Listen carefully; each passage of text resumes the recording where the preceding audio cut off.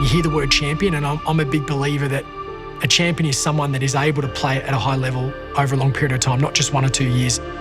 And Jim's been able to do that. High inside attacking 50, Bartel at the back.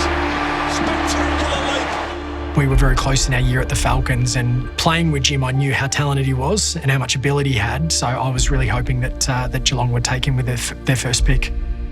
I can still remember getting to the club, and Jimmy was actually one of the first people to come up to me and welcome me. Walking in, we just about held hands walking in. We were both that nervous.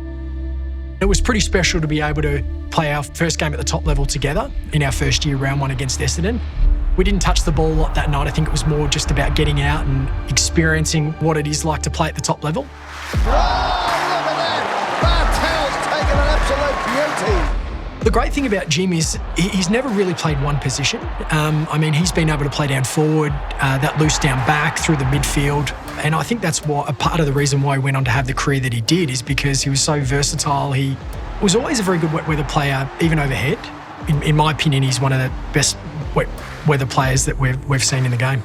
Recklessly going back. He's brave, isn't he? Yeah, I used to worry about him at times.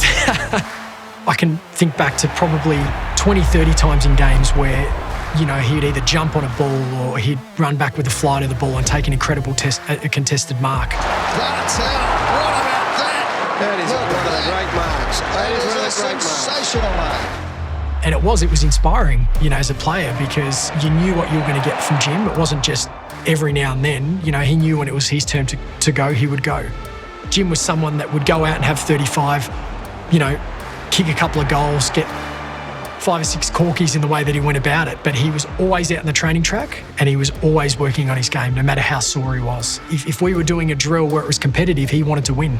And it still amazes me that he was able to get, 15 plus years out of his body. And Jim was always doing his research, looking into different ways to recover, different ways to eat, different diets, all those kind of things. I guess you call them the 1%ers.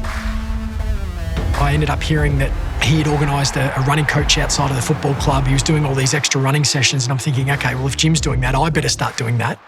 I don't think it's about right place at right time. Jimmy's someone that really drove the standards around the football club. He is a very impressive player.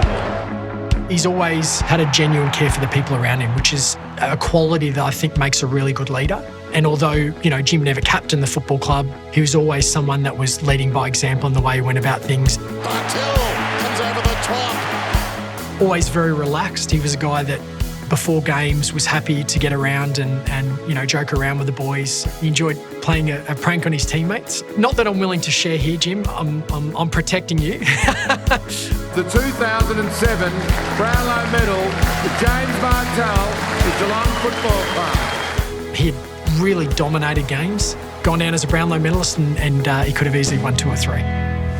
Welcome to the 2007 AFL Grand Final. Jimmy was just a competitor that loved playing on the big stage. And, it's really great to be able to run out with guys like that when you're playing in those bigger games, they're going to perform. It was a goal that he kicked on his left. I think it was a snap. And we'll say it was from 60 metres out. It was probably more like 40. Not a big goal kicker, but he's got one to go with that Brownlow. I think I ran over and gave him a big hug. And, it was obviously special for us both to be playing in a grand final together. But I think at that moment, we thought, we are really a big chance of going on and winning this and becoming premiership players. And there it is. It's the Cats. I can still remember hugging Jimmy after the game and, us talking about, I guess the first 7 or 8 years of our career and all the hard work that's gone into, winning that premiership. Hello and welcome to the 2009 Grand Final. It is St Kilda up against Geelong. Quarter time, Jim said, I'd like to play on Lenny Hayes. He's getting a lot of the ball. Jimmy knew that was really important to us ultimately going on and winning the game. Again, I think it just shows how selfless Jimmy has been over his career. 2011 AFL Grand Final is underway. There's big moments in grand finals, and the ball was in the hands of the right man, Jimmy Bartel. It was those type of things that he was able to do over 4 quarters was the reason why he went on to win the Norm Smith. I'm just so happy for Jimmy that he's getting inducted into the Hall of Fame. I can't think of anyone that deserves it more than Jimmy right now. And obviously a champion player, but an even better friend. And I'm just so thankful I got to experience much of what I did in my career with him.